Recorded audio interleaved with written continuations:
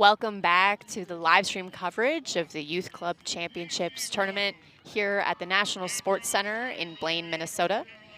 My name is Erin Maraca, and I am here with you for the U20 Mixed Final, which pits Seattle Bankroll against Southern California Powerline. This game, a culmination of a long 3-day tournament for both of these teams. They played each other in pool play, and Powerline was victorious. Powerline coming into this game undefeated.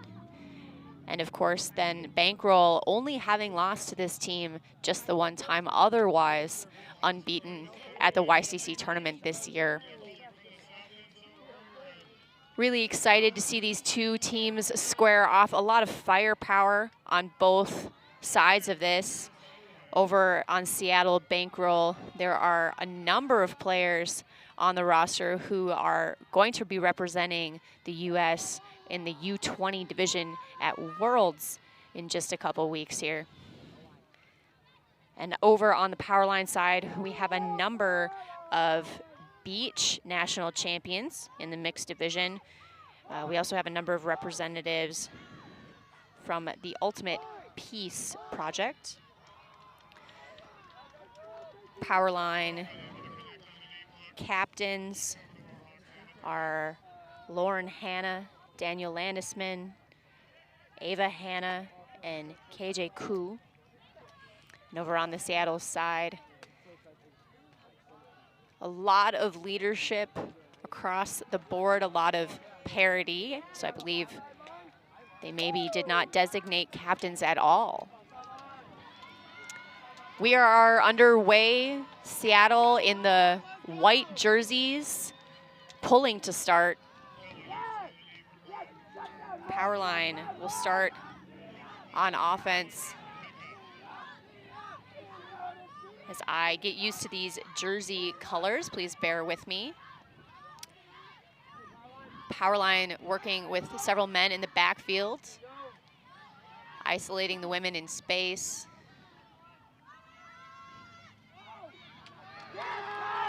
A shot over the top, blades to the ground, aided by a mac from the Seattle defender.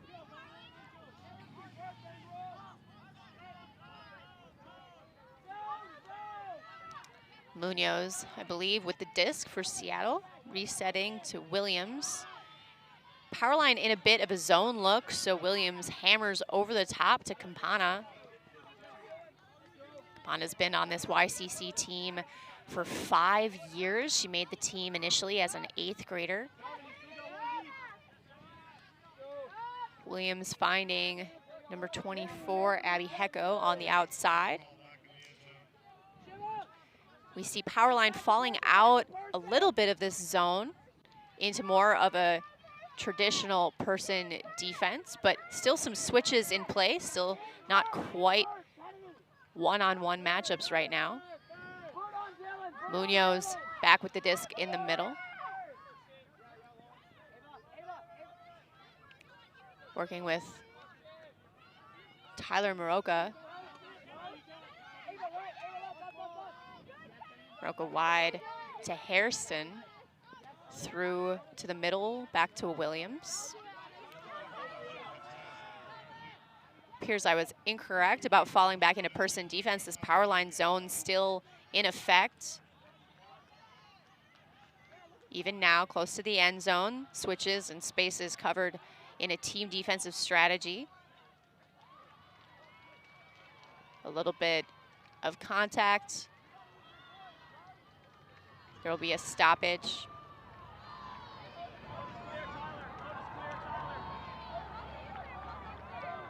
Bankroll with the disc. Very close to this end zone. Good bid effort there from Powerline. But Abby Hecko reels it in. Here's Maroka. Munoz. Finding Campana.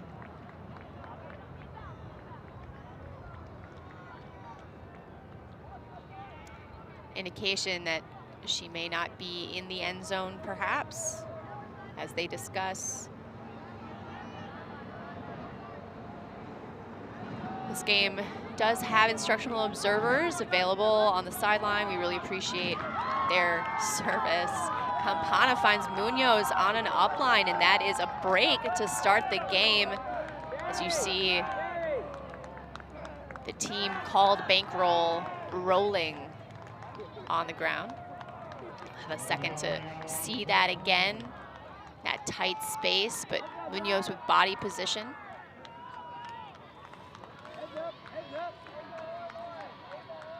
Good start here from Bankroll in that zony, or not in that zony look, able to combat the zony look that Powerline came down with.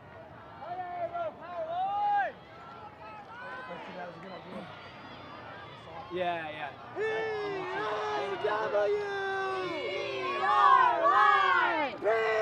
Should be interesting to see how these two teams fare, given that they both have context from pool play as well. Sometimes it can be difficult to assess an opponent on the fly if you haven't seen them before, but both these teams with an appropriate amount of data, so they can come in with a little bit of a plan.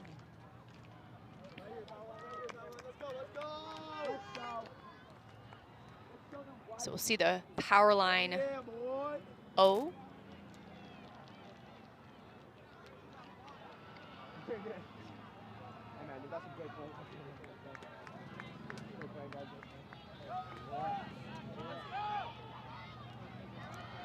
This Bankroll mixed Seattle team, the only Seattle team to never win a championship. So very, very hungry as a unit with a lot of returners. As I mentioned, Campana has been on this team for 5 years. And I believe Stephanie Phillips has been on the team for 4. That look is number 21, KJ Koo, out to his teammate, number 18, Brown. Brown to Barry. Barry back to Koo. Around to Barry. Back to Brown. Barry up line. Again, a 3 male handler set here from Powerline. Interesting gender ratio choice.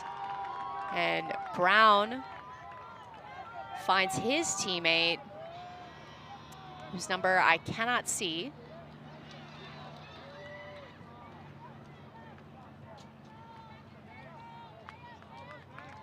I believe it's Landisman for that goal for Powerline.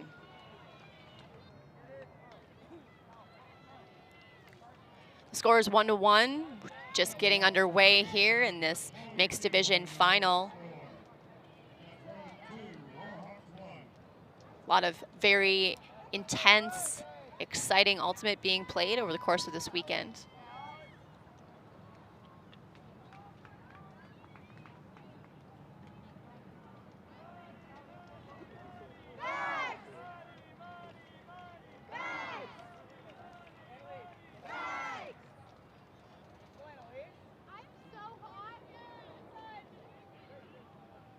Over the course of this weekend up here in Blaine, Minnesota, we have been lucky at times to escape pending weather. Of course, this afternoon the sun is out and it's beginning to heat up around here. For those of you at home who are curious about field conditions or who like to keep track of the wind, there's a bit of a breeze. It's pretty limited right now. I don't think it'll be a factor. In addition, the storm that raged on Friday night definitely making for softer fields. We might see a little bit of traction issues in certain parts of the field, but again, really lucked out here for this 4-day event to retain this positive weather and not have to reschedule or change any round times. Seattle finding that all the way through to Ostrowski. Back to Lopez Escarez. And then out to Hasbrook. Hasbrook looking for a reset. Finds Tong. Tong out to Lopez Escarez. And outside to Alexander Katz.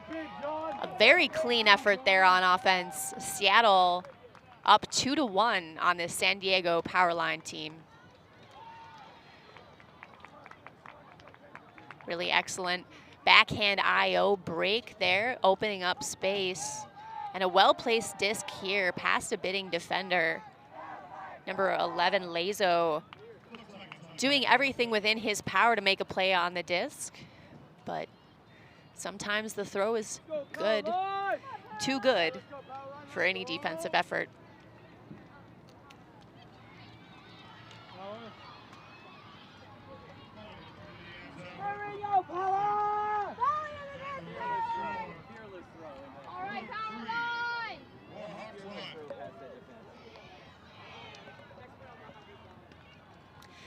As a reminder, in this mixed division, there is one end zone that dictates what the gender ratio should be. I believe it is the end zone to my left and the left on your screen. That means the team that is either receiving or pulling from that end zone gets to dictate.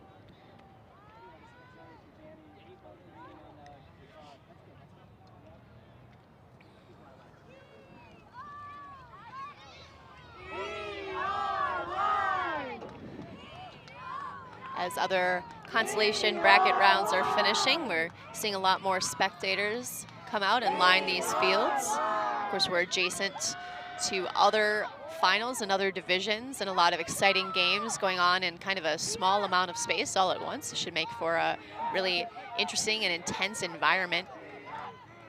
Powerline centers to Barry.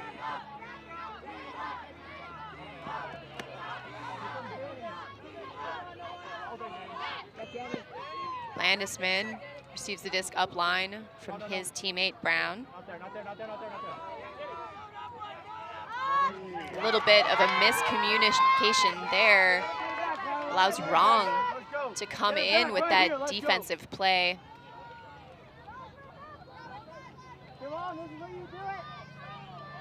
Uroka will set up the disc. Working with Wrong in the backfield. Out wide to Baker.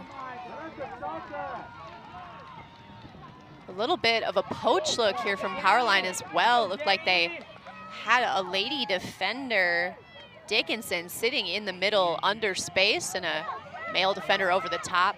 So Powerline able to take over on offense right now, eating up a lot of yards with this undercut from Sudame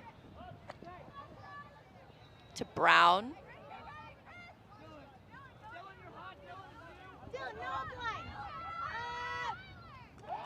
Brown to a streaking receiver, number 13, Ava Hanna. Good work there by the Powerline crew to find an open receiver with separation. Hanna with the closing speed to beat her player to that cone.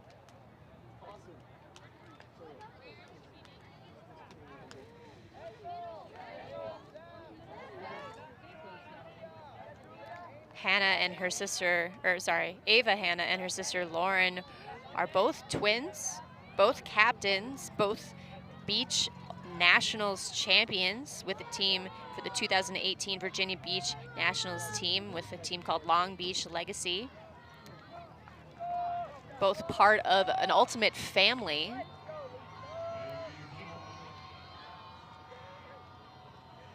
A number of those on the San Diego team that have been neatly called out for me.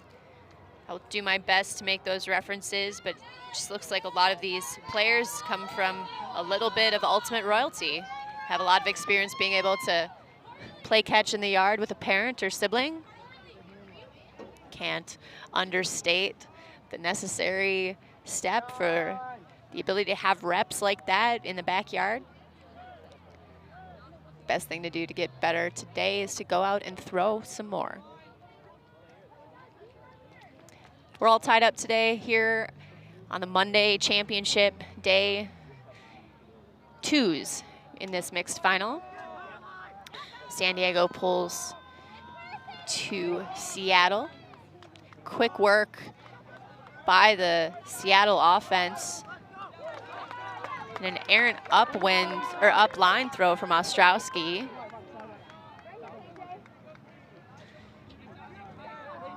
Looks like she was looking for Phillips.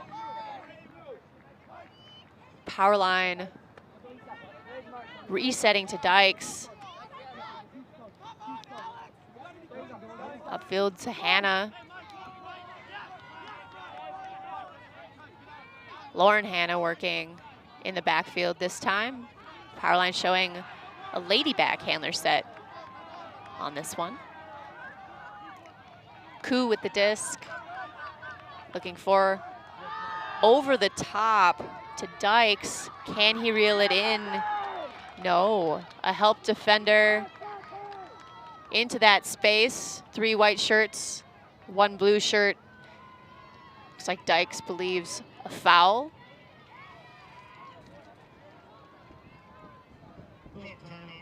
Indicating that there was contact over one of his shoulders during that play.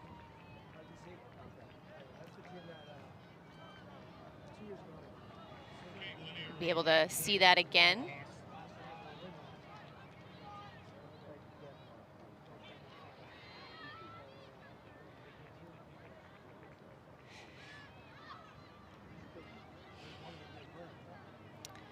One of the nice features of these live streams is the Facebook comment thread.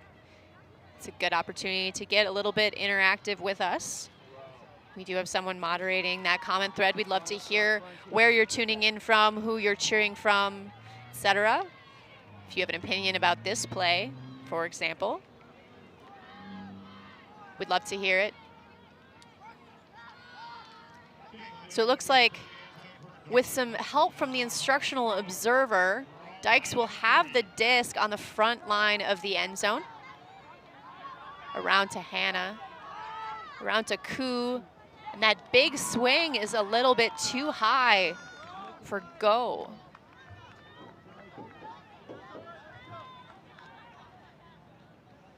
Bankroll will take over possession.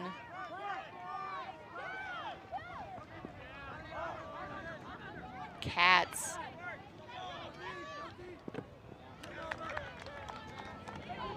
As we move upfield, a little bit of wind picking up and blading that flick throw from Ostrowski. Looking for Hasbrook on that one. Powerline takes over on offense. A good full field swing here. Tong. No, that's not Tong. That's Butler. Butler with the disc for Powerline. She'll reset through Hannah. Working with Koo. A timeout called by Koo. Not liking what he sees downfield, or perhaps wary of the importance of this point. Seeing a little bit of extra motion in these jerseys, indicating that the breeze is picking up a bit. Certainly a factor in a number of games this weekend. But overall, just really exciting to see the level of play over the course of this YCC tournament. Obviously, this U20 age division and the U17 division represent the future of our sport. There are 88 YCC teams in attendance here in Blaine this weekend. Really been impressed so far with the experience and the poise and composure. So many of these throwers, they're throwing really high level decisions and high level executed throws. In addition, just in awe of the athleticism and body control and playmaking skills that we're already seeing by 15, 16, 17, 18-year-olds. It's a little bit alarming. I know there are a number of club players who played this weekend at the US Open, have stuck around to either volunteer or spectate some of these games, and they are having a bit of nostalgia for when they were younger, and maybe played in the YCC division. And I think we can all agree that the level of talent is much higher every year that this tournament goes on.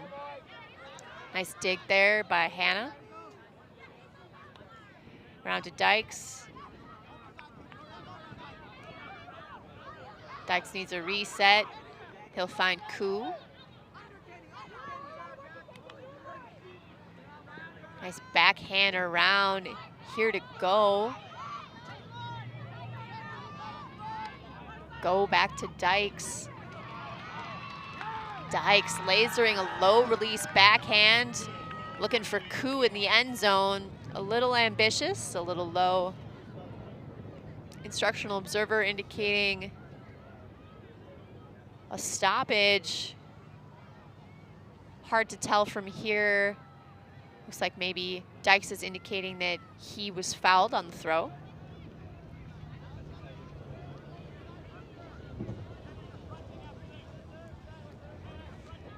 Dykes discussing with Tong from Seattle. It will come back. Dykes finds Hannah for a reset.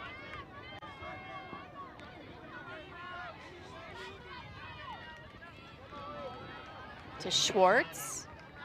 Out to Koo. Good defense here by Seattle to force a number of looks. Nearly defended there by Phillips, and then actually defended there by number 3, Lopez Escaraz. Great defensive effort there from Seattle in the red zone. Not easy to do at any level. And while Escaraz and Go up for the disc to her early, Ostrowski with the veteran read. Here we see Phillips with an excellent pivot and fake to get her backhand break open, and she finds Lopez Escaraz, and that is a goal for Seattle. A number of really cool things happening that point that are worth discussing. Near the end there, Ostrowski just creating a situation where she can come down with the disc. Better read, obviously.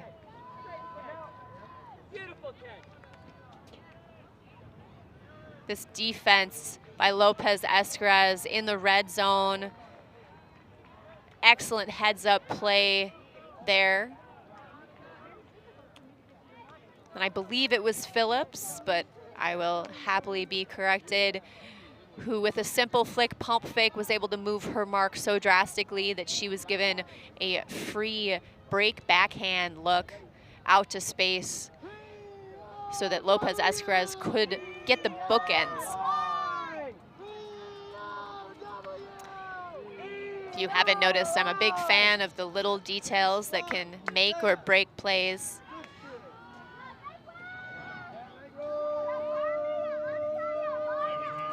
Powerline receiving. Seattle showing a zone look here.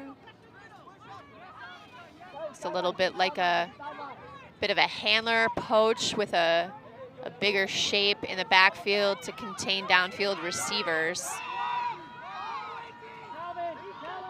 Sudame anchoring the handler set as the swing continues.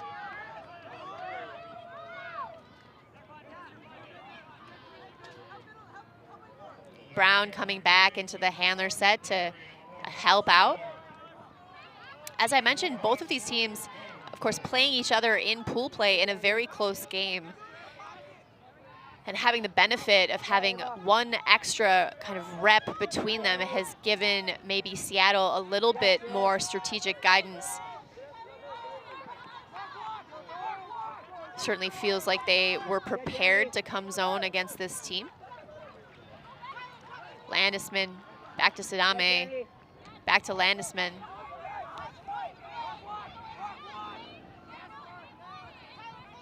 Powerline still very near their own end zone here, looking to find a window to either go through or over the top of this zone.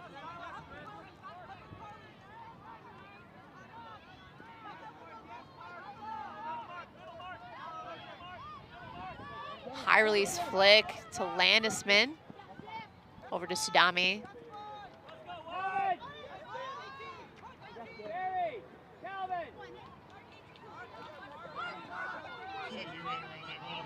Hammer over the top, breaks open the space.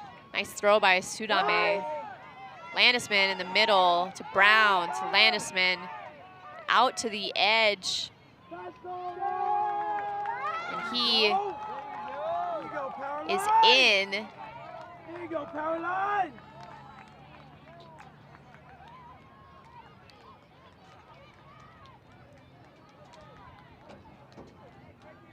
I believe that was Barry on the receiving end of that.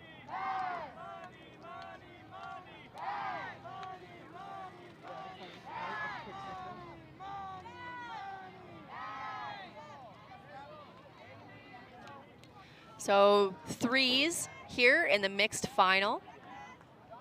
A lot of these points with some back and forth. Certainly a lot of defensive effort so far and a couple really nice throws.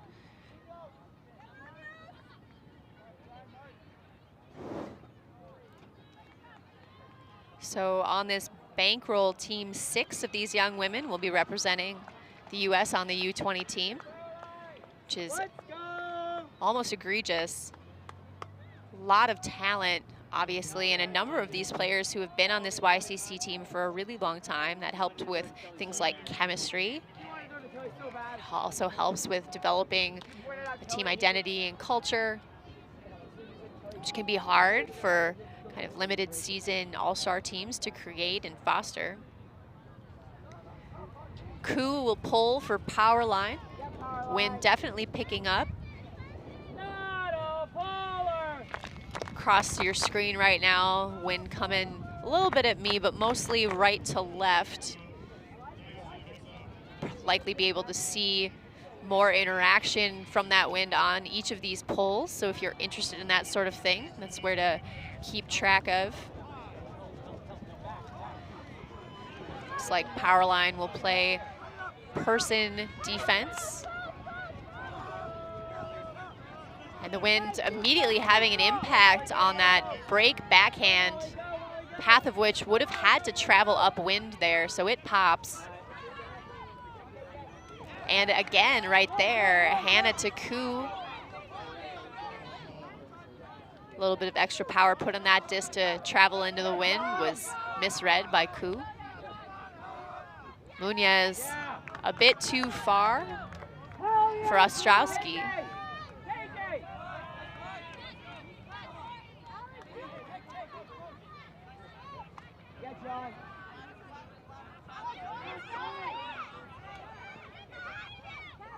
Big handler swing here.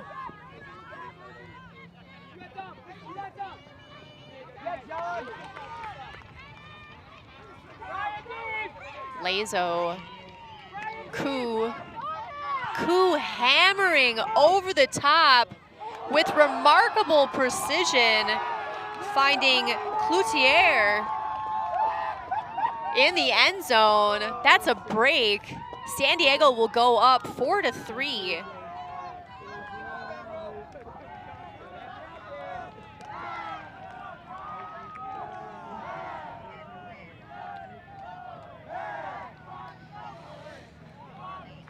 A number of these Powerline players will be headed off to amazing college programs next year. Cloutier, who just caught that goal, will be attending UCLA.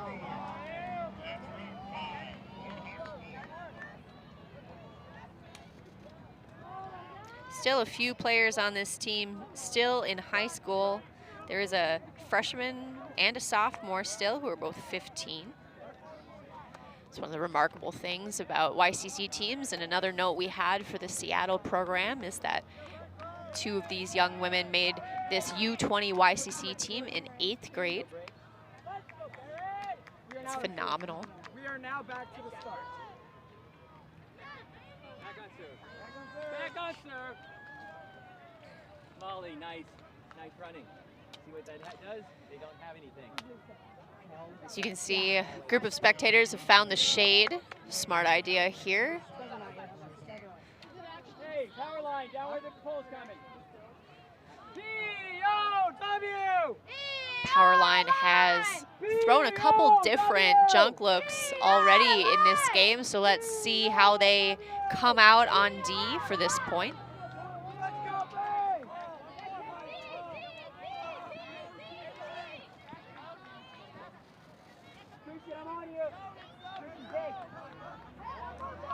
Stephanie Phillips working in the backfield, content to go every other. Powerline does seem to be in a zone look, but Stephanie Phillips doesn't care. Good movement here by Seattle. Working quickly through the zone. Munoz now will find a wide open Hazel Ostrowski. If you were wondering how to play zone offense, you may want to rewatch that point and take some notes. What a great offensive point for Seattle there. We are tied up at 4s here.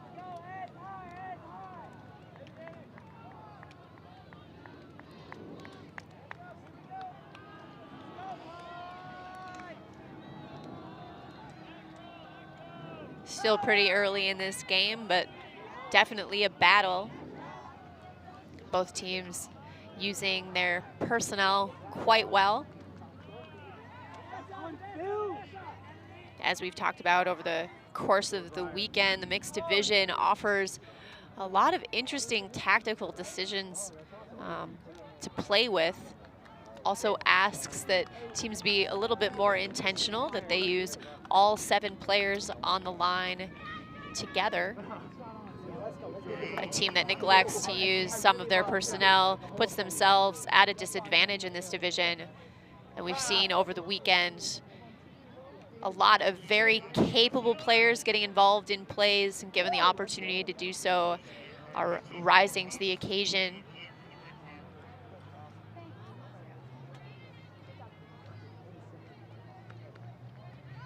This is Mark Munoz with the pull. Sudame will field that pull and center, I believe, to Brown. Not gonna lie to you folks at home, these Powerline jerseys are hard to catch a number on. I'm doing my best. I believe this is Koo to Brown. Brown puts it up, looking for Landisman, and he goes over the top. A very, very clean point there. Unfortunately for all the viewers out there, Landisman still has another year of high school. He's also spending some of his time playing soccer. I don't know whether to support that or not. A great play there, though.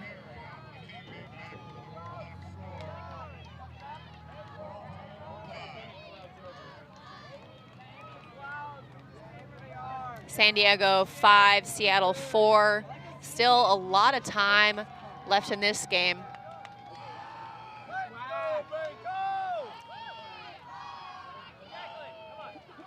Jackie, let's go! Let's go, Jacqueline! Come on, Jackie!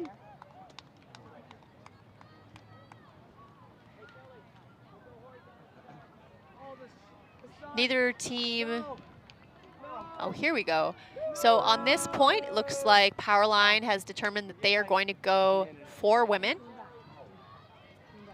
Wait, why do you want the sun? First point, to my recollection, that's happening this game.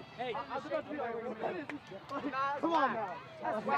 There have been a number of kind of experiments across international ultimate regarding the mixed gender ratio determining factor. Of course, up until recently, offense dictated this idea of a designated end zone a little more fair. Seattle, Munoz with a break backhand out into space, hotly contested. Well read by number 12, Amy Nguyen. A little bit confusion from her defender about whether or not she was in the end zone, so a celebration began with a mark on. Good concentration there. Rusher gonna feel a little bit frustrated about that, likely.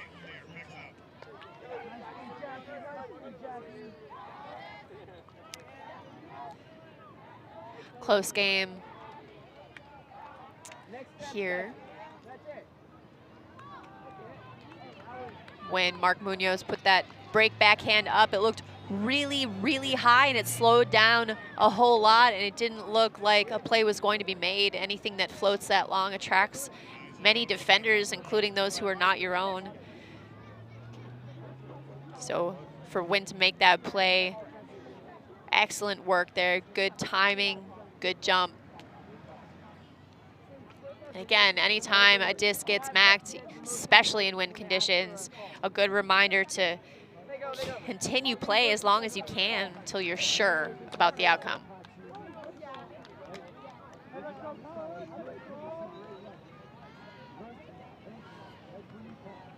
Munoz. Munoz was about to pull. Looks like his team may have been offsides or may have been leaning that way. The instructional observer giving some details.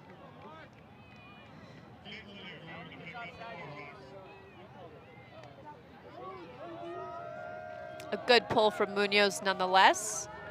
Will be centered. Sudame to Ku.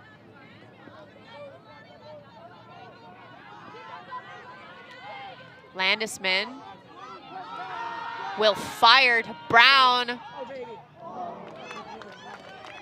Unable to reel that one in with that left hand. The last two offensive possessions for Powerline appeared to be attempting to isolate the male players. As we have discussed, any team that wants to play 7-on-7 should really utilize all their personnel if they want to be successful. It's just easier. Williams wants to be the one to go every other this year, much like Phillips did the last time Powerline threw a zone. We'll find the disc on the high side with Abby Hecko. She's looking for a reset. Back to Williams. Williams looking for his receiver who had been left alone back there in the corner. Really glad that he saw that she was alone. Unfortunately, that throw just died. Intended receiver was Drea Baroma. Powerline back on O. Brown and Landisman miscommunicate. Williams is telling his team that they need to go slow, lock it down here. Munoz picks up for Seattle. A lot of speed on that up line from Wrong. In control in this corner. Good swing here, Munoz to Williams. To Munoz. Williams puts a backhand break over the top to a skying Williams, despite the help defender. Seattle gets a break here.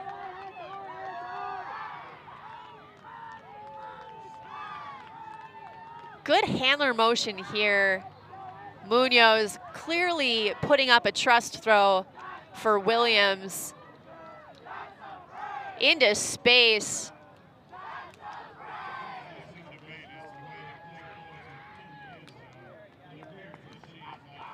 Good energy here from Bankroll. I really enjoy that celebration roll. Right back, Caroline. Right back.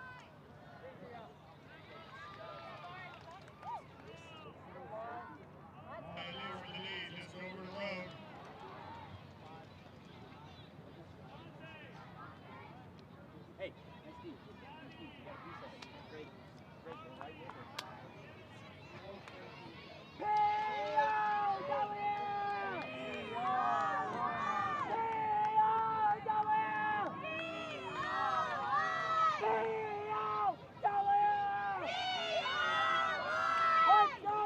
Still a tight game here in the mixed final in the U20 division. If I haven't already mentioned it during this live stream, there are 88 YCC teams from around the country at this tournament, over 5 different divisions. It's a really impressive showing from the future of our sport. A lot of talent developing both in the U17 division and in the U20 division. There are a number of U20 divisions who are essentially investing in U17 teams to start a program so that they can sustain. It's been really interesting to hear those stories over the course of the weekend. So Seattle in a bit of a junk look here, forcing an over-top throw, but Koo is over on that sideline. Good width-wise swing here, ends with Brown. Through to Barry, out to Koo. Koo looking for an over-the-top blade look, but instead finds Hannah through the middle. She shreds it to Landisman. Out to Barry, out to Brown. Through to Landisman. Seattle zone perhaps seeking to slow down those isolation plays that have been so successful already this game. Barry to Koo.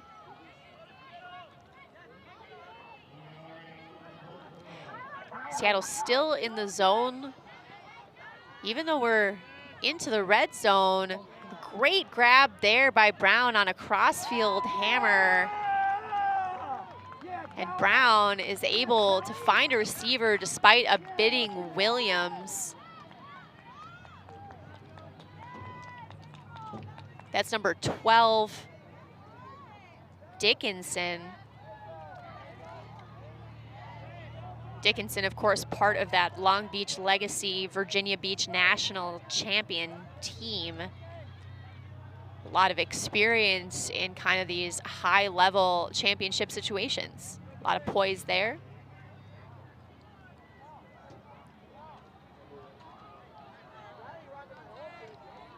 And so we are at 6s. So far, a lot to be proud of on both sides here. Some really incredible zone offensive work for Seattle and Powerline. Interesting to see their different kind of targeted attack points.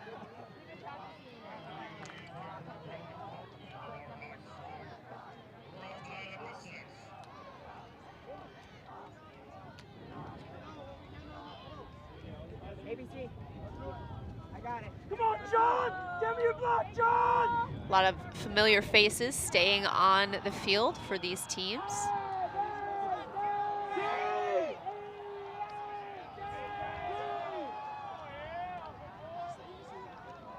Koo to pull for Powerline.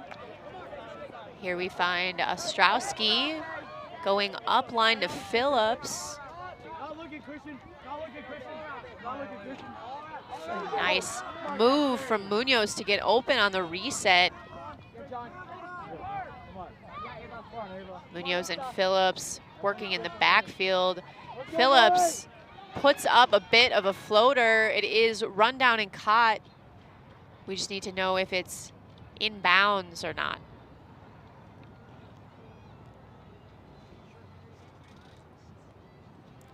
Let's have a look here. So Phillips throws a little bit before she has the balance to do so, looking for Amy Nguyen. It looks like she needs to take an injury sub. Perhaps she hyperextended a little bit the back of her leg there. So Rong will come in with the disc. Munoz trying to get open. Rong finding 13. Sophia Palmer. Palmer now looking for a reset. Finding Tong. Munoz back with the disc. Back to Palmer. Palmer out to space to Ostrowski, and she has number 21, Rong, on that extension. Really nice to see these young women working so well together. Great point there for Seattle.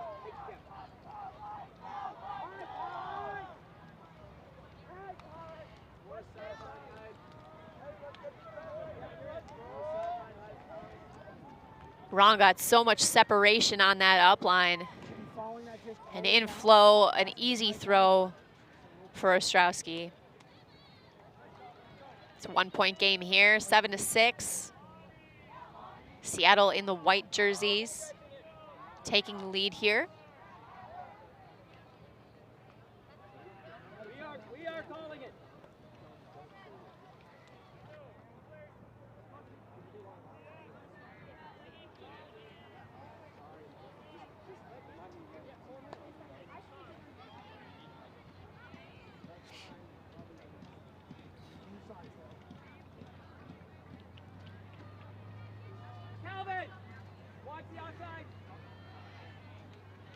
Gender ratio is back to 4 men and 3 women.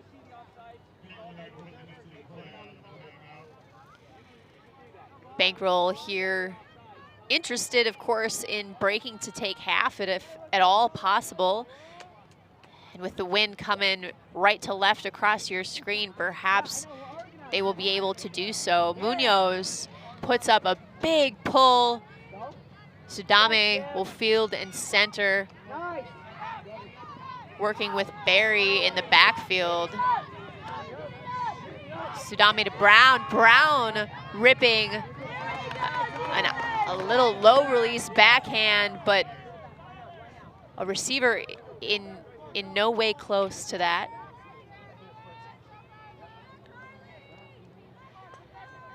Here's Rong picking up for Bankroll. Around to Munoz. Come on, Molly. Munoz, puck over the top, looking for Brown. A little bit misread. Oh, that's entirely my fault. Obviously, Brown was on defense. So sorry. It's been a long day for me, too. Powerline now throws to Brown, who has it on this near sideline, and he puts up a bender. It will come back into bounds. And an amazing catch there. We'll get to see it again. When he put up this throw, I thought it was long gone, but it arcs back in to the back corner. And we're seeing a great play here. Wheeler.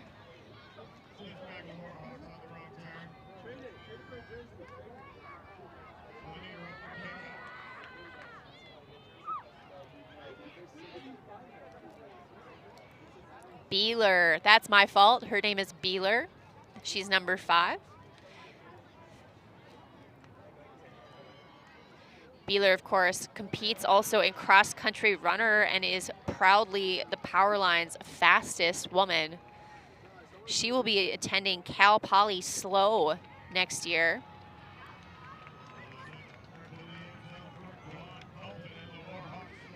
Conversation here about whether or not her first point of contact was inbounds or out of bounds.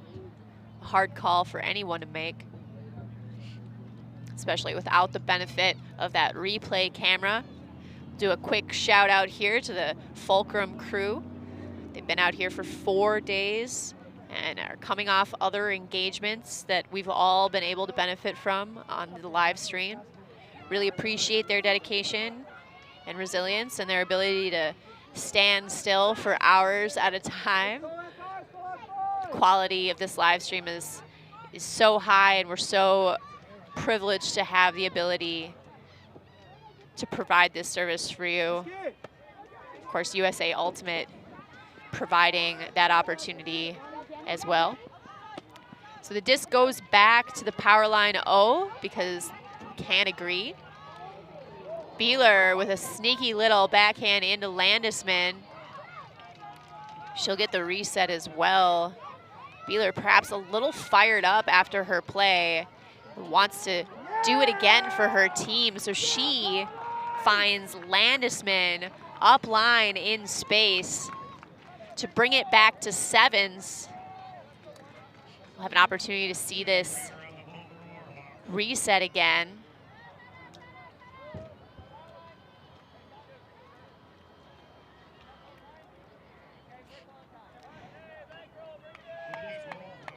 Clearly understanding the acceleration capabilities of Landisman. Putting that out to space where neither of the defenders that were in the space could get to it. Appears as though a timeout may have been called. Looks like the Bankroll coaches may want to have a discussion here with their players. Bankroll, of course, coached by Taylor Kanamori, Khalif El Salam, and Sam Terry.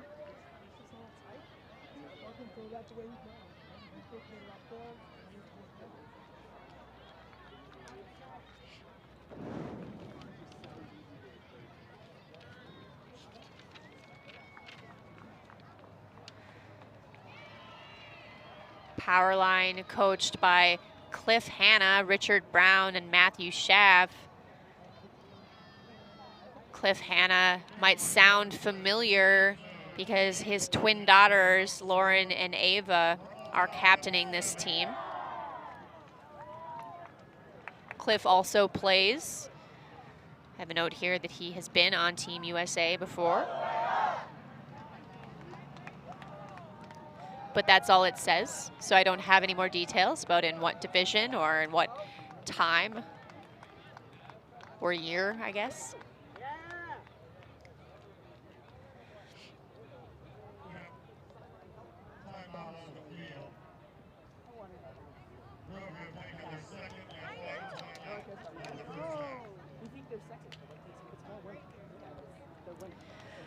Earlier this weekend, I had an opportunity to do some commentary work with Liam Grant.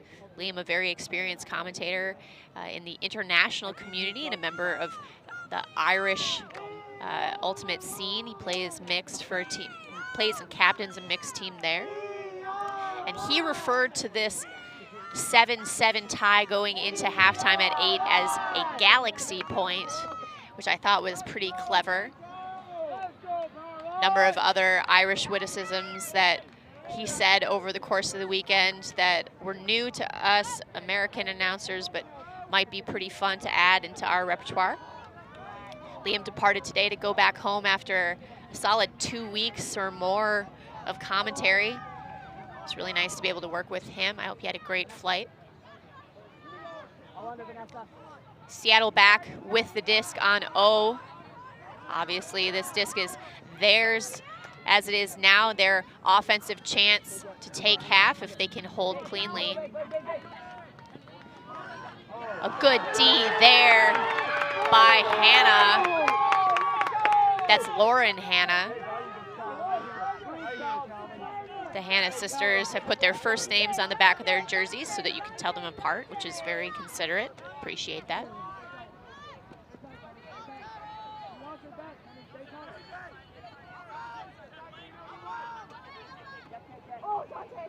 A little bit of contact on that up line with Koo.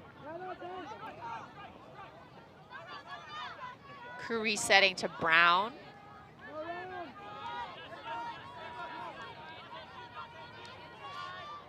Brown back to Koo.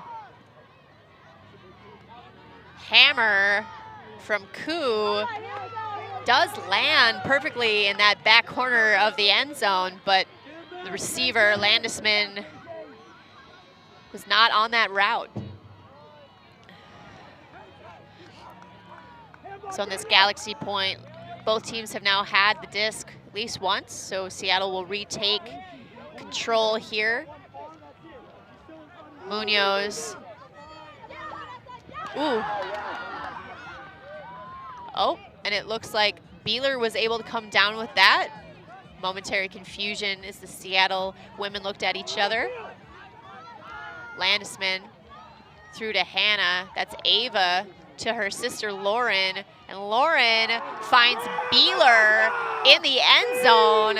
And that's a break to take half here in a very exciting matchup. Beeler providing a lot of fire for her team right now. And a couple different excellent plays. Well, as we roll slowly into halftime here, a couple chances for us to see the plays, recent plays from the last few points. Beeler making a mark on this game so far, in addition to Landisman and Phillips, Munoz, of course. Been really good to see these two young mixed teams start to feel more comfortable using all of the personnel at their disposal. A grinded out matchup that I'm sure will continue to produce highlight level plays for the rest of the game.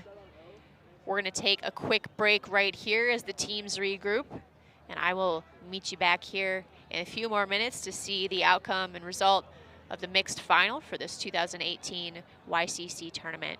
Thank you so much.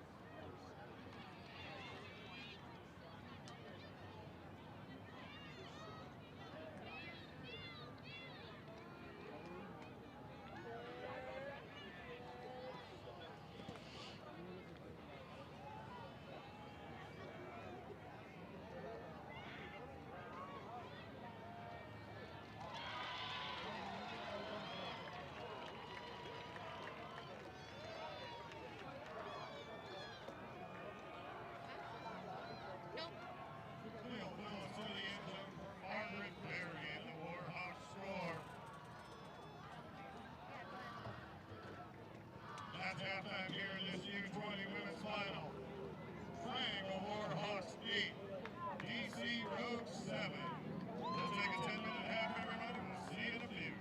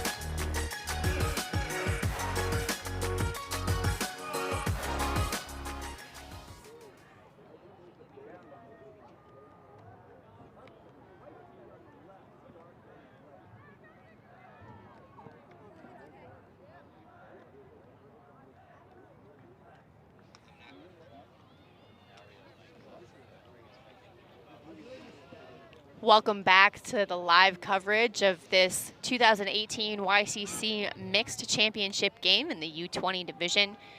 We're here watching Disc Northwest Bankroll versus San Diego Powerline in a very heated contest. And I have joining me up here in the booth, Mario Bryan, very well-known figure in our community. Rio, how you doing today? Feeling great. Super excited to watch this mixed final. I love mixed ultimate, and this is, I think, what all of these kids want is a close game in the last game of their campaign. Super exciting. Absolutely. Now, I know you played earlier this weekend. Are you doing any coaching at all as well? Yeah, I coach a lot in Seattle. I coach at the ultimate camps during the summer. I'm not coaching anything this weekend, but I'm very involved. I coach a boys team and a girls team, and yeah, super proud of what's going on in Seattle, but really just super proud of where Youth Ultimate is going all over the world. Absolutely. Well, I'll give you a little bit of a recap about what the first half looked like. Looks to me like both of the teams have tried a little bit of a poach defense in certain circumstances. San Diego has an interesting kind of zony look that keeps pitting Vanessa Beeler as a mark on some of the men in the backfield for Seattle. It's really interesting to see how that has been playing out, but they usually have a deep over the top and a little bit of a wall in the middle, so it'll be interesting to see if they continue to do that. Seattle played a little bit with zone in the first half too, but the wind not much of a factor. There was 1 or 2 gusty points that caused some errant throws, but otherwise just kind of a really great showcase of individual talent and skill. Only a couple 4-lady points, but both teams using their women well for the most part. There have been a couple kind of isolation man sets in the game so far, but it should be, I think, closer to the end of the half, they started to balance that out and started to kind of start using everyone a bit more. I know you've been playing mixed, and you mentioned that you value mixed highly. You know, can you give the viewers at home a little bit of an understanding of how the mixed division differs? Yeah, I think that just the nature of having boys and girls, men and women on the field together, you just really are sort of confronted with challenging yourself to learn to interact with lots of different type of people at the same time. You know, I played in the men's division for a long time, and now that I've transitioned to the mixed division, I realized that a lot of my leadership skills and the way that I interact, they were effective in the men's division, but moving into the mixed division, it really made me reflect a lot and think, like, do I know how to lead well, or do I know how to lead men well? And that's what I have really loved about playing mixed, is that it has really been an opportunity for self-growth, and it's a different vibe, not better, not worse. It's just different and special in its own way, and that's what I love about it. And in terms of kind of on-field skill sets, is there any kind of difference in tactical selection, maybe defensive sets that you might run in mixed but not in single gender? Anything specific about, you know, certain throws that maybe work or don't work depending on the situation out here? For sure. The strategy in mixed is more advanced than it is in single gender. Just by the nature of there are more variables that you have to try to control or account for. In single gender ultimate, you can just switch person to person, and that actually makes it easier. In mixed, you can't, or it's not to your advantage sometimes to do that. From an individual skill from an individual skill perspective, I realized that I really had to change my game and learn how to put a lot more touch on my throws, because I realized that my teammates became really comfortable with me like zipping into small windows, whereas now, you know, like people of different genders, they move at different speeds, and I need to learn to throw with more touch in certain situations, and that's like one thing that I had to change for my game. And I think there's lots of little nuanced things that I'm learning, like that I have to adapt my game, and yeah, that's why I think playing mixed is actually more challenging than playing single gender in a lot of ways. I totally agree. I self-identify as a mixed player, so I might be a little bit biased, but everything that you said really resonates with me as well. Great. So we'll come here in to the second half with a pull from Powerline. They were able to break to take half. And Seattle will field the pull and center to Phillips, who very comfortable running the show for the Seattle O-line. In fact, took over an entire zone offense point basically by herself. So interesting to see here a person-to-person matchup for Powerline. It seems pretty effective, creating some tight windows. And a D there by, these jerseys are kind of hard to see. Looks like number 12, Kelly Dickinson, got her hands on that. Yeah, great downfield defense created the opportunity for that to happen. Nothing going on downfield means you got to go to the handler set. Powerline with a chance here. We'll reset to Lauren Hanna. Back to Landisman.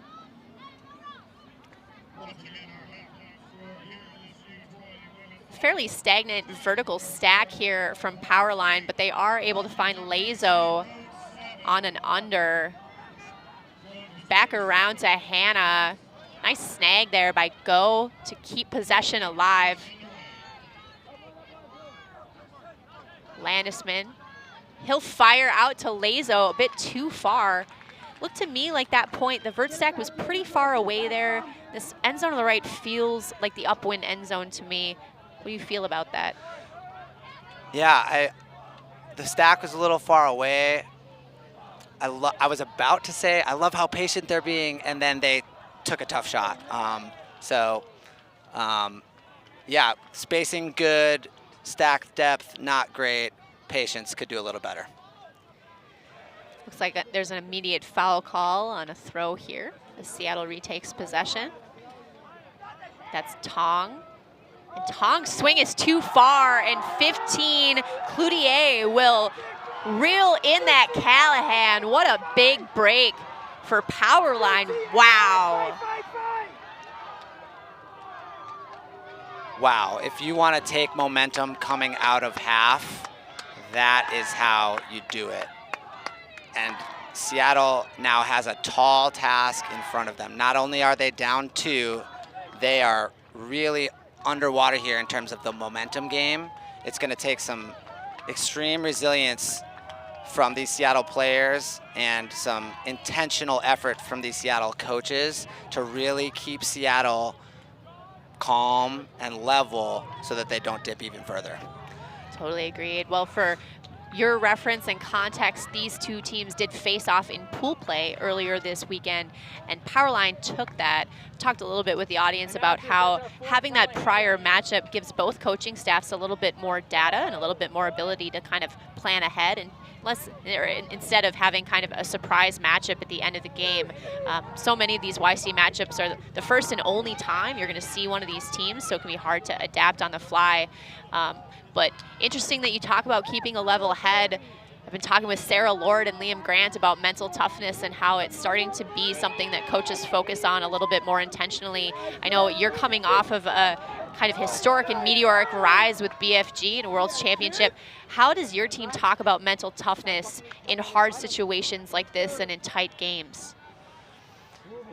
Well, first of all, I don't want to take a lot of the credit for what we just achieved. You know, this is a 3-year-old team, but the captains on the team are the ones that built the team, and I really give them a lot of credit for setting the mental tone for the team at practice and before the game.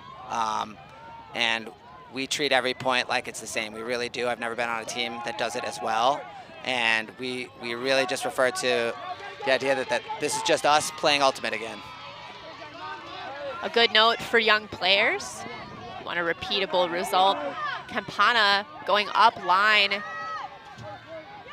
That's Maroka to skying Williams. That is the second time that Williams has gotten the better of his matchup in an air battle. Great work there. Good momentum shift for Seattle to take that right back. Yeah, that's Otis for you. He gets big in big moments. And a little floaty on that upwind pass. You're right, that upwind end zone is a challenge sometimes, but when you've got an athlete who loves to make plays, and you could see put a little extra sauce on that grab.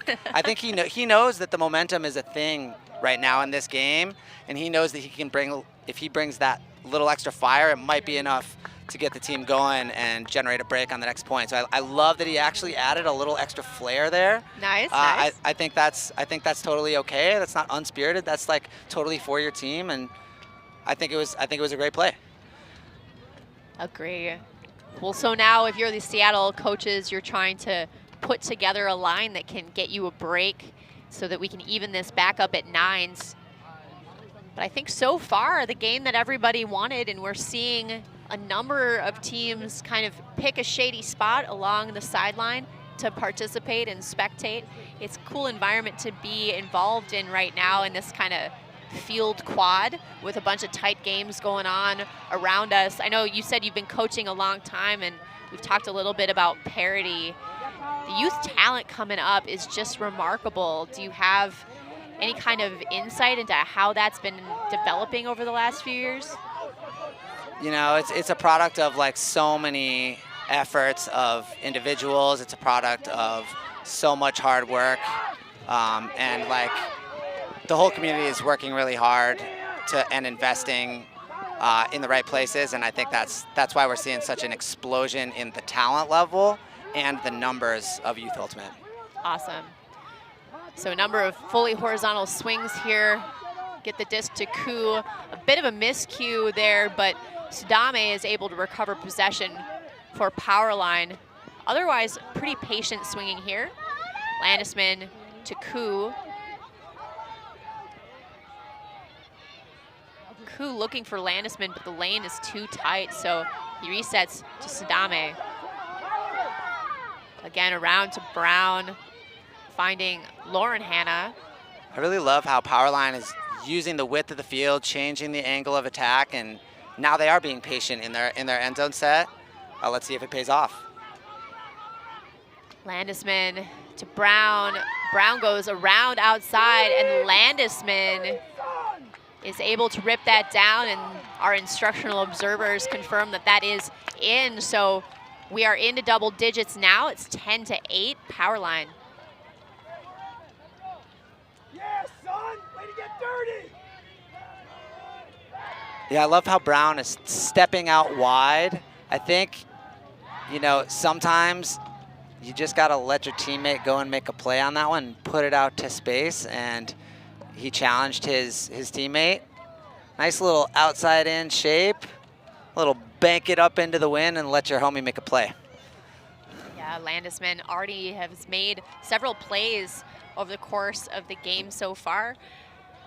He has, I believe his parents both play Ultimate. In addition, his father, I think, again, I'm not giving a lot of context clues, but I believe his father, Jeff Landisman, involved in the Ultimate Peace Project.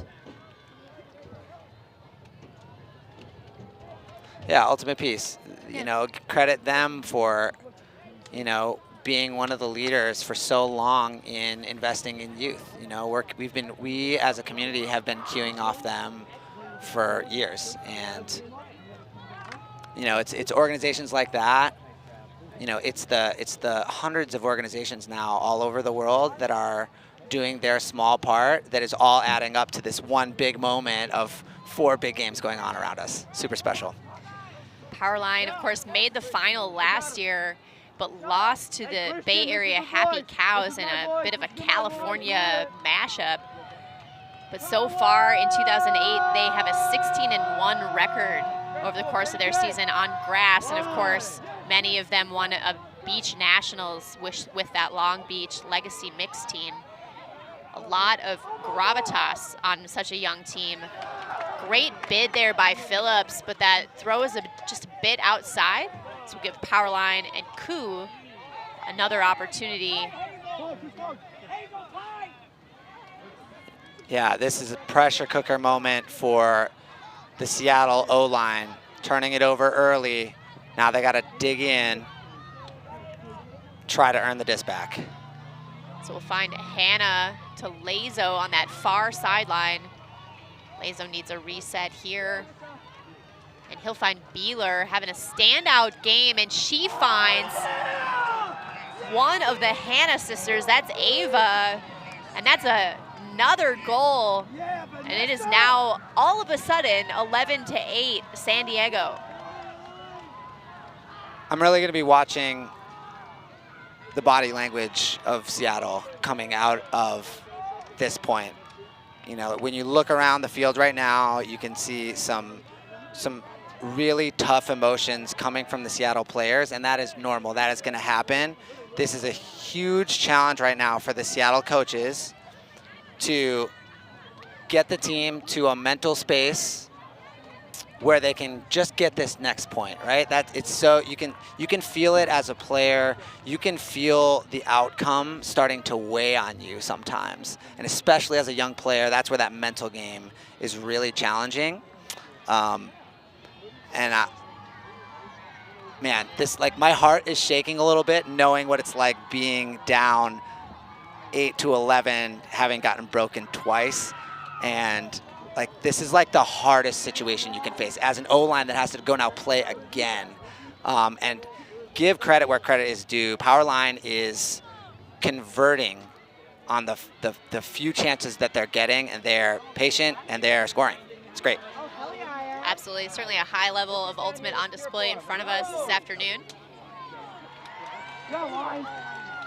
We've been very proud to offer you so much live stream coverage over the course of the last 4 days.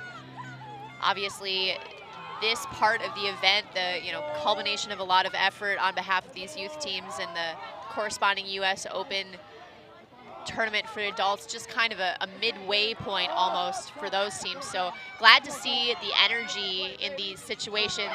Otis Williams coming down with another sky for his team. He knows. That's Otis. Do you know Otis well enough to know where he's headed to school next, or? Yeah, he's headed back to high school next year. Oh my gosh. Yeah, he's from the south side of Seattle. You know, if you're from Seattle and you're a youth ultimate player, you've known about Otis for the last couple years. I've coached against him, and he's just a phenomenal human. He's super fun loving, and all the work that's being done in the south side of Seattle with Ultimate is to create opportunities for people like Otis to rise. And it's the same for a lot of the girls on this team. There's a lot of South End girls on this team as well. And, like we were talking about, all these organizations that are doing so much work. Age Up in Seattle is specifically dedicated to South End Ultimate and giving kids an opportunity to not only but play, but have opportunity on the biggest stage that they would have never had this opportunity if not for the work of people like Sam Terry, who's out there coaching right now. He's coached a bunch of these kids in middle school, and Hannah Kawai and all the work she's doing with Age Up. Like, this moment was created by many people before they got here, and that's why it's super special. That's so awesome. A running theme of the commentary threads over the course of the weekend is, of course, this idea of visibility and how beneficial it is for all these young people, not just from like I get to review my own play and see myself playing Ultimate and use that to get better, but also the kind of wider implications. Can you talk a little bit about what visibility means to you in this community and what these live streams might provide?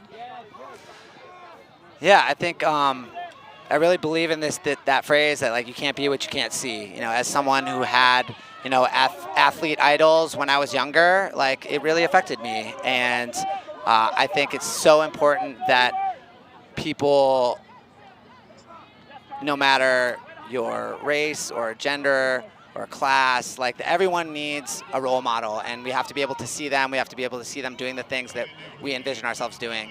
And yeah, I love that we're showcasing mixed ultimate in this game. I love that we're showcasing, there's people of color in this game. There's like everything, we're moving in such a great direction when we're creating opportunities for everyone.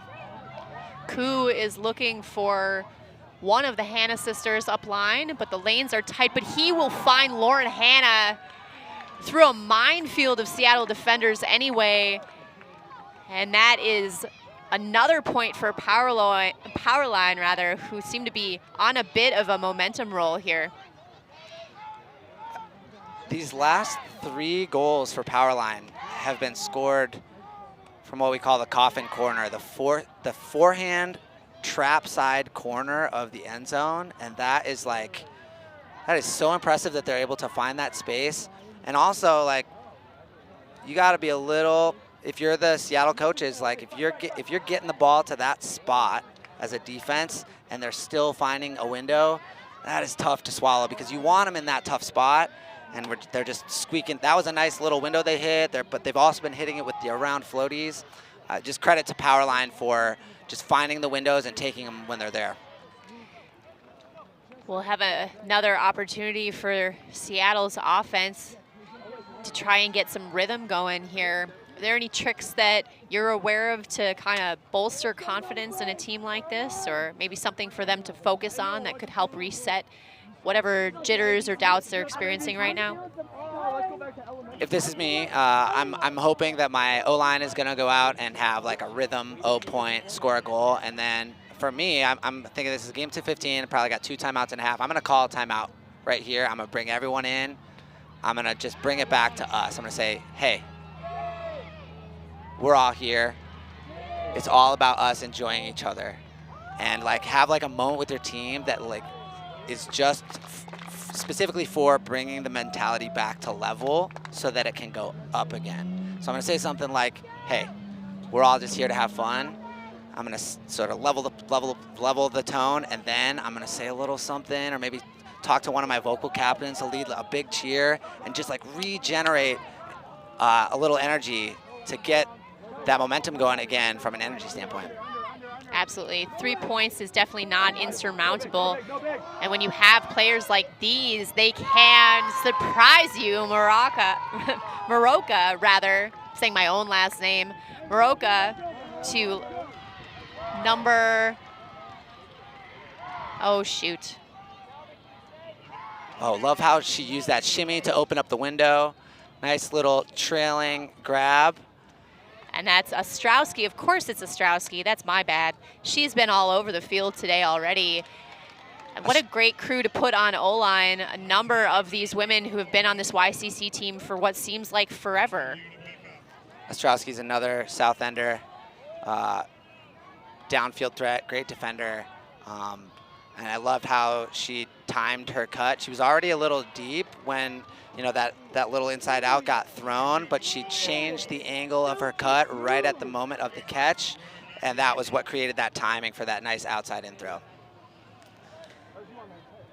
So Seattle on D for the first time in a little bit here. 2-point game, still 37-ish minutes left. Yeah, this point right here is like, it's a make or break point if you're Seattle. Like, being down 3, you know, with the team only having to score 2 more points to score and you're down 5, that's tough. So if you've got a power D-line to throw, this is that time if you're down.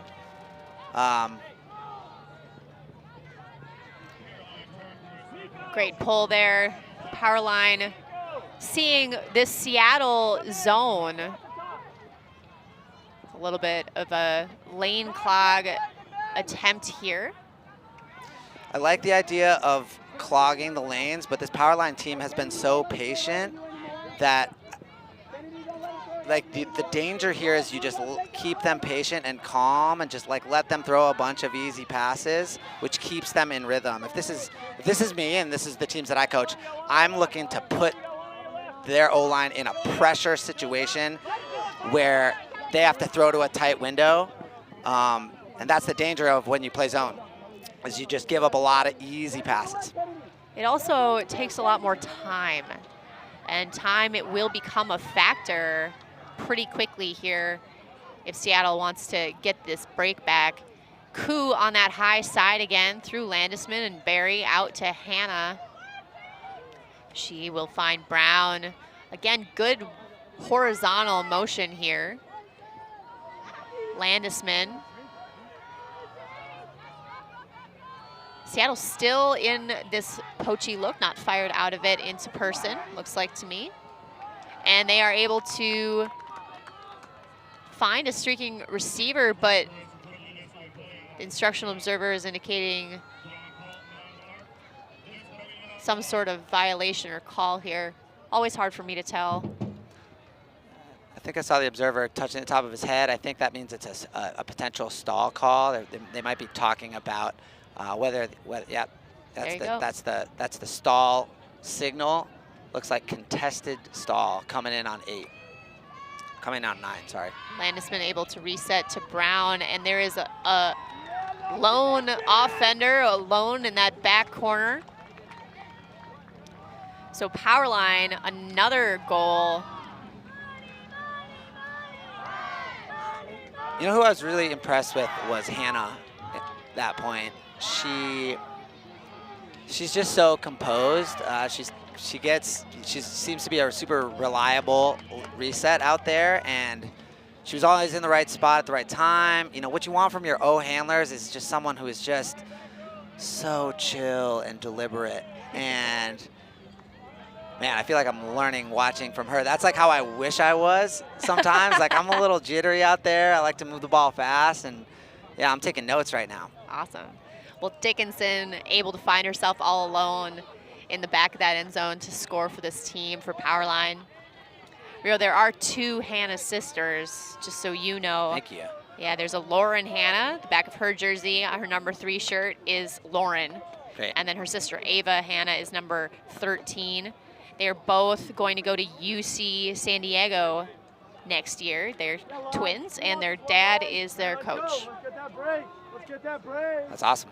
That sounds like that, you know, that family, that sounds like an ultimate family to me. That's just like probably in love with it. And I bet we're going to see those sisters coming up through the college system as well. And that's like a scary thing for a lot of other college women's programs. Absolutely. A number of these other Powerline players will be headed to Cal Poly SLO. There is a Molly Schwartz, number 6, headed to Carleton. So that'll be fun for her.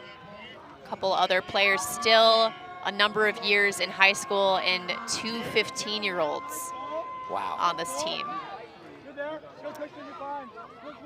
Nice streaking up line from Zachariah, working with Munoz in the backfield.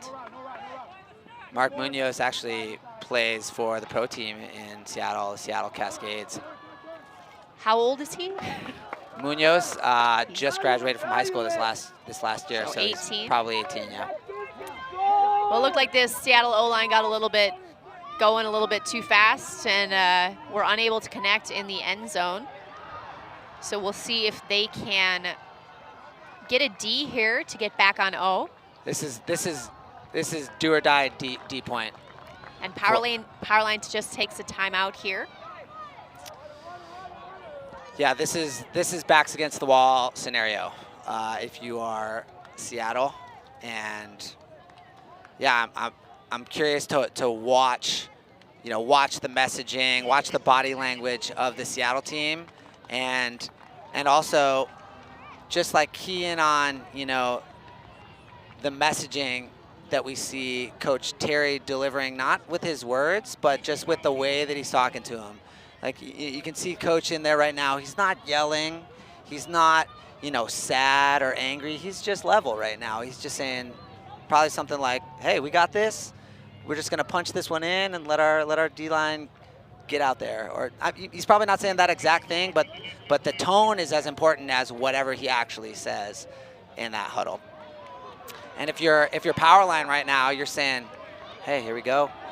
Just another O point. Let's be patient. Let's do the things that have been working for us. If we turn it over, no big deal. We're the D-line. Let's go out and get aggressive again. So, on one end, you're operating from the Powerline side, you're operating from a mindset of like supreme confidence in yourself, and you can be really aggressive. And if you're Seattle, you're trying to stay level, but put absolutely everything into the moment here, into not necessarily trying to make a play, but just do all the little things that you've been training to do for your whole, probably short ultimate career, but Yeah, this is tough. Interesting spacing to start off this O point for Powerline. And immediately, Zachariah able to take advantage and get a layout D. Zachariah made a heads-up play there. He knew his player was just cutting and clearing, and he stayed with his eyes up in the lane, saw the throw go up, and made a play. Good swing here. Munoz to Williams. Two of the catalysts of this team so far today. Finding Campana. And she finds number 12. Went back in the back corner of the end zone, and I just lost my sheet of paper that has all the names on it. I need that. It's a metaphor for where we're at in the weekend. Our lives are blowing away. It looks like this is coming back to Campana. While I was worried about my one sheet of paper, did you see what happened here? It looked like there was some type of call going on downfield. I think maybe a pick, and that's why the goal came back to the thrower. Nice swing here to Zachariah. Zachariah back to Ostrowski. Ostrowski around to Williams. And Williams will find Munoz on that full swing side. A lot of energy there. Still a hold for Seattle, right? So here we go. Here we go. That's a hold that feels like a break because they started that from that timeout on defense. So that is the exact type of energy generating play that you're looking for to sort of like stimulate some type of energy that your team can build off. So you're right that it was a hold, but like hopefully the team is getting energized by that and is ready to sort of dig in and support each other from the sidelines for this next D point. Last time Seattle was on D, we saw a little bit of kind of lane sinking and some cloggy defense to try to mess with the power line flow. Do you think we'll see that again, or do you think they'll switch into some other kind of tactic here? Maybe the question is, what do you hope they'll do, Rio? I hope they come out and they just go hard person. I think defensive fundamentals and high pressure scenarios, like just you gotta at some point you gotta rely on your players to win a matchup and create a tough situation. And there are playmakers on this line. These are great athletes who have been coached well for a long time. Like, we need to trust that coaching, play some one-on-one defense, and make a play. Munoz pulling for Seattle. Ku will center to Sudame Yeah, here for we go. Powerline. Looks like some person D. Yeah, this is exactly what Seattle's doing, trying to generate something with a one-on-one matchup. And here we'll see Landisman finding Ku. And that is it? Nope, 14, my bad. Yeah, I like the idea of going person. I also like the idea, well, you know what, like, I like fronting here and like making them put the ball up. I mean, I guess I can go either way. Like maybe back them and throw them up, make them throw a bunch of passes, or front them and try to force a tough throw. But credit to Powerline and really credit to Ku for recognizing that he got a little separation from his defender and then he just hit the end zone. And yeah, actually Ku's the other player who just even in this half has really been composed, has shown a variety of skills with the disc, creating separation from his player, catching goals, throwing goals. Ku's been doing a lot for them. Ku is also a member of an Ultimate family. His mom, Rebecca, is part of the Stanford Women's alumni, I assume, and his cousin is on the Pie Queens, Kimberly Ku. He also works with Team Eric, which is another youth investment kind of organization here in our community. So he's getting a lot of reps probably. Yeah, San Diego's had an Eric presence for a while now. I did some work down there last year with them, and we went around to a bunch of different schools. And we're doing clinics, and again, like I'm not surprised to see like a San Diego. You know, San Diego's not like historically, at least in my recent memory, you know, known for like a coming up youth program, but like here they are last year in the finals, and this year like it's game point, it's championship point for them. That's just a testament to all the work that's being done in their community, and it's just a beautiful thing to watch. And Powerline is in a zone defensive set here, so we'll see Seattle try to work it, but slowing down the pace of the game seems to be what Powerline is aiming for right here. Zachariah with the disc on this near sideline. Nice bid there, but Campana able to maintain possession. Zachariah looking for, I think, number 9 or number 0, Paris. And Paris looking for Munoz right over the top of everything. A little more efficient than maybe Powerline had planned. I love that defensive look for Powerline, right? If you're Seattle, you want one of those rhythm O points, score quickly. You know, I love the idea from Powerline. It's just like really great mental fortitude from the Seattle O-line. You know, and Powerline had a chance. Koo had a chance at that block. That's all you're really asking for sometimes as a D-line, is to get a chance at a block. They got their chance. They didn't get it. O-line scores. But here they are, championship point. Like the culmination for a lot of these kids, you know, ultimate childhood is like right here in front of them. And what a moment to bring home a YCC championship. Absolutely. So we'll find San Diego able to receive and be on O for a chance at this game point. P-O-W! Just a brief rewind so that we can see that last goal again. This is Munoz taking off from the handler space. He's gonna a little jab in spin move, and he's going deep. Like that, this type of play, that's two kids that have been probably playing together definitely a lot this season, but I suspect that these two have known each other for a while, and that's like a trust move. You know, Munoz is thinking, hey, check out my setup. Boom, he goes deep and gets hit with that nice sort of flat, little bit of blade forehand. Here we go, championship point. Brown has the disc on the high sideline, guarded by Williams, and he will put up a rip to Landisman, and a help defender in Campana. That's a big block from Campana. Good recognition there. I love how the angle that she took got in front of the defender. And here we see Paris on that downfield reception, and Seattle within striking distance of this end zone.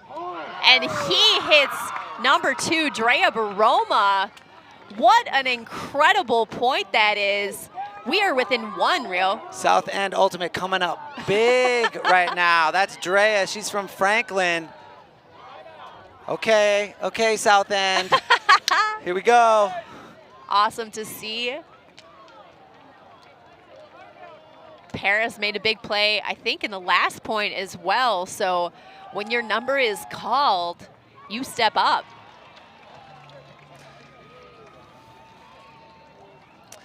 Yeah, if there's one thing I can say from coaching a little bit in the South End, is that the kids down there in the South End, they have no fear about any situation on the field.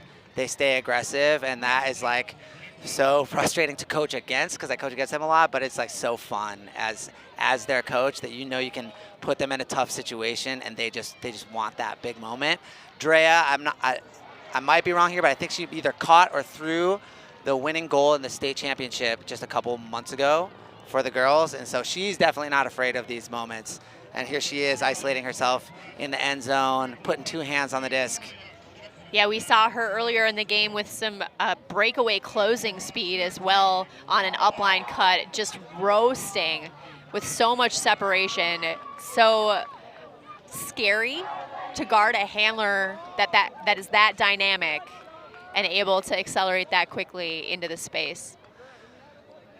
It's so crazy in a game of Ultimate how much the momentum and confidence dynamic can shift. So think back to 2 points ago when Powerline had the ball, and if they break, it's 14-10, and Seattle makes a play, they score. Like, that was like Seattle up against the wall. This is truly Powerline up against the wall. They just got broken. Now they're going upwind. The momentum has shifted Seattle's way. This is everything that you ask for as an athlete, to be put in these situations in both sides.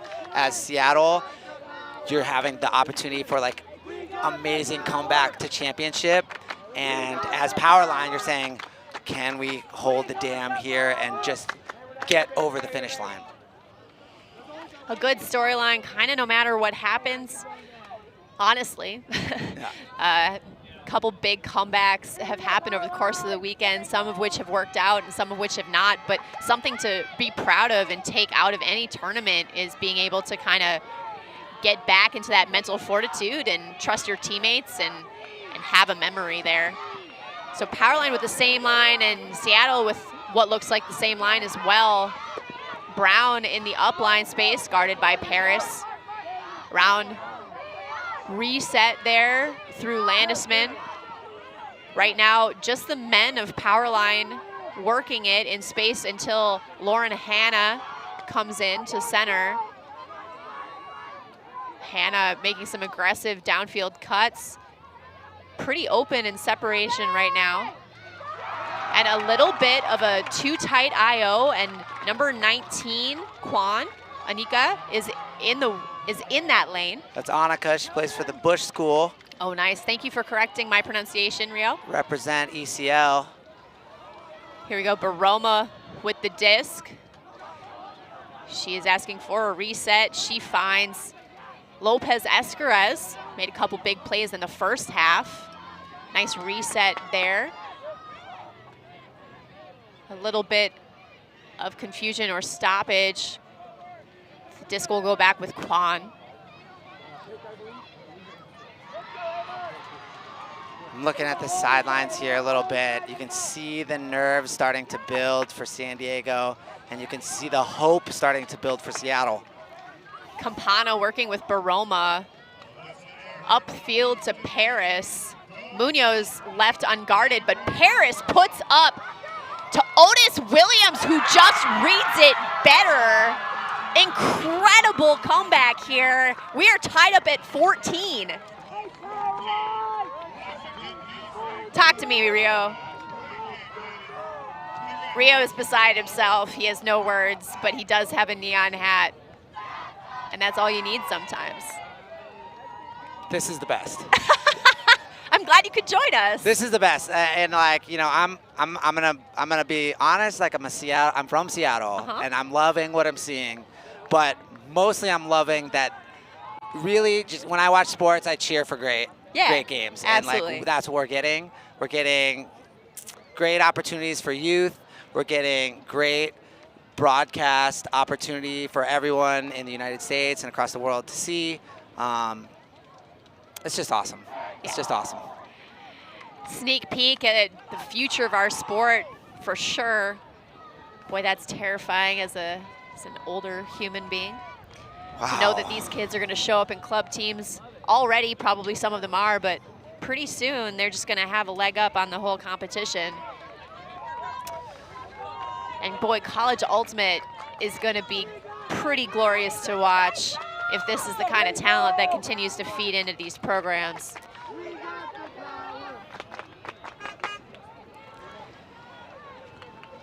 Well, time on our clock seems to be running down, and I am stranded up on top of a scaffold and don't have all the information, but it seems to be game to 15 and universe, but I hope that I'm not misleading you at all.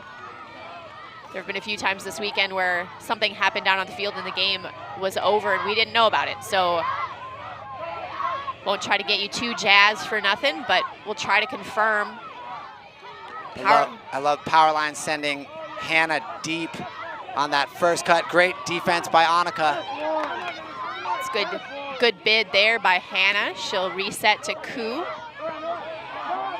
This is a lot of points in a row for both this same D-line and this O-line. It's going to be a gritty point. Lazo with the disc in the middle wants a reset. He'll find Koo. Koo drew the Paris matchup. Brown drew the Williams matchup. Brown will put it up for Landisman. And that appears to be it. Powerline able to find their favorite receiver to score on Universe Point. Such an exciting finish to this game as time expires. That is a gutsy shot, and I am so proud of both of those players for making those plays. That is, man, throwing an away shot into tight coverage. Wow, that is going to be a memory for San Diego Ultimate for a long time, and they have a lot to be proud of. Landisman also not done with high school. Wow. But Brown will report to Cal Poly slow here in just a couple weeks. Kind of incredible run there at the end for Seattle. Really impressed with their mentality and their effort. Also for the grit that those players showed who played multiple points back to back in there. Rio, what are you left with feeling after that second half of play? You know, for Seattle, like, I'm left with what you're seeing right now. I'm left with tears and heartache, and what I hope that turns into really soon after that is pride and, you know, a feeling of accomplishment and knowing that the outcome of a game is just, you know, the outcome of a game, but what you really put into it is what it truly is, what you're really going to remember. And that's a really, you're never going to be able to say that to a kid and have them really understand, but it's something that you understand as you get older and as you know, progress in your athletic career. But it's true, you know, these kids are going to remember their friendships and these moments that they had building up to this moment way more than they're going to remember the win or the loss. On the flip side, if you are San Diego, wow, you know, they earned this one. You know, I saw that last point to take half. That was huge for them. Got a couple more breaks in the second half. Just hung in there till the last minute. They didn't get. They got broken twice when the game was almost over, but it didn't matter because they had a turnover-less point on the final point, and that was the one that mattered on double game point. So, yeah, I'm leaving this second half feeling a lot of feelings for everyone involved here. You know, those San Diego coaches have a lot to be proud of. The San Diego players have a lot to be proud of, and so does Seattle. Absolutely. Well, on behalf of Mario O'Brien, I want to thank you for joining us for this live coverage of the U20 mixed final here at the 2018 YCC Championship Tournament here at the National Sports Center in Blaine. It has been quite a ride over the last 4 days of coverage, and we've really appreciated having you. Feel free to leave us a note in the comments section so that we can interact later. But boy, we could not have asked for a better finish or a better game to watch and spectate. Really enjoyed being part of this broadcast by Fulcrum Media and brought to you by USA Ultimate. And I hope to see you next time. I've been Erin Maraca. Have a great afternoon.